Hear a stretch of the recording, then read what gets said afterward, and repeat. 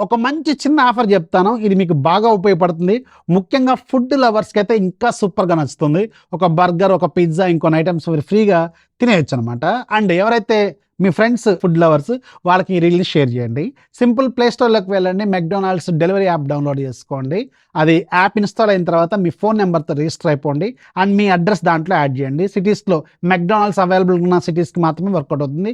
గుర్తుపెట్టుకోండి. అండ్ దాంట్లో ఒక ₹199కి ఒక బర్గర్ యాడ్ చేయండి. యాడ్ చేసిన తర్వాత మీరు చెకౌట్‌లోకి వెళ్ళిన దగ్గర అక్కడ కూపన్స్ ఆప్షన్ ఉంటది.